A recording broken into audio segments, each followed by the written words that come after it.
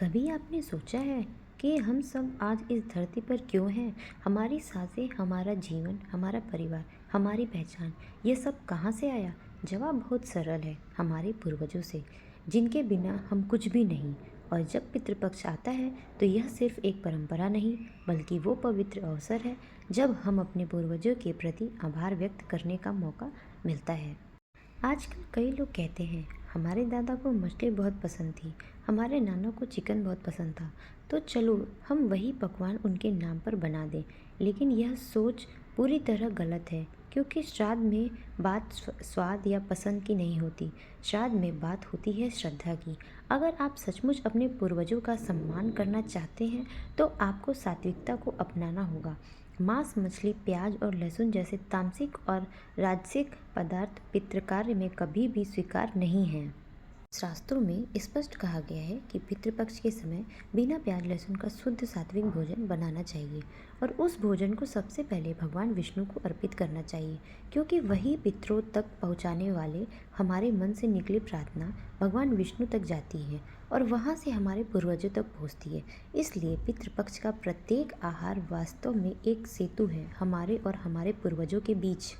श्राद्ध सिर्फ एक कर्मकांड नहीं, श्रद्धा से किया गया अर्पण। इसलिए श्राद्ध तभी सार्थक है जब उसमें हृदय से निकली हुई कृतज्ञता को।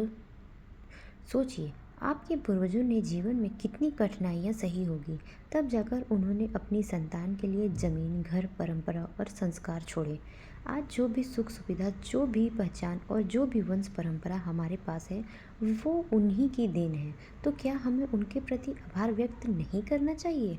पितृपक्ष सिर्फ पितरों के लिए नहीं, बल्कि भगवान के प्रति भी आभार व्यक्त करने का समय है, क्योंकि भगवान ही हमें यह अद्भुत अवसर देते हैं कि हम अपने पूर्वजों को याद कर सकें, उन्हें अपनी भक्ति और भोजन अर्पित कर सकें। हर अन्न का दाना, हर जल की बूंद जब हम श्रद्धा से अर्पित करते हैं तो वह सीधा पितरों तक पहुंचता है और बदले में हमारे जीवन में सुख, समृद्धि, संतान सुख और शांति का आशीर्वाद बरसता है। शास्त्र कहते हैं कि पितृपक्ष के समय इंसान को अपने व्यवहार में भी सात्विकता लानी चाहिए। गुस्सा, लालच, क्रोध, चुगली और बुरे कामों से दूर रहना चाहिए, क्योंकि उस समय हमारे पितर हमारे आसपास होते हैं। यदि हम अच्छा आचरण करते हैं तो उन्हें भी प्रसन्नता होती है। याद रखिए, श्राद्ध का उद्देश्य सिर्फ अन्न देना नहीं, बल्कि अपने आचरण से पितरों को संतुष्ट करना भी है। पितृपक्ष में किया गया श्राद्ध हमें यह सिखाता है कि जीवन केवल भोग के लिए नहीं है, जीवन एक निरंतर यात्रा है। एक पीढ़ी दूसरी पीढ़ी को सौंपती जाती है। हम आज हैं तो कल हम भी पितृलोक का हिस्सा होंगे।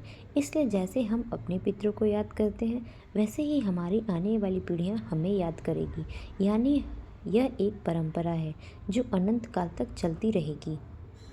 आज की भाग-दौड़ भरी ज़िंदगी में लोग कहते हैं कि समय नहीं है, लेकिन सोचिए, क्या 15 दिन अपने पूर्वजों के लिए नहीं निकाल सकते?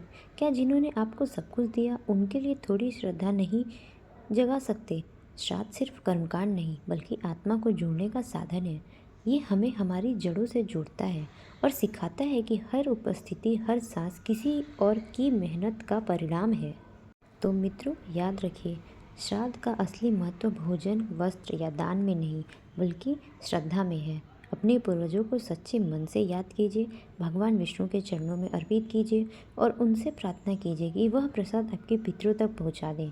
आभार जताइए, क्योंकि अगर आपके पितृ न होते तो आज आप भी न होते। पितृपक्ष में हमें यह स्मरण कराता है कि जीवन केवल हमारा नहीं, बल्कि हमारी पूरी वंश परंपरा का है। इसलिए हर कार्य श्रद्धा से करें, यही पितृभक्ति का सच्चा स्वरूप है।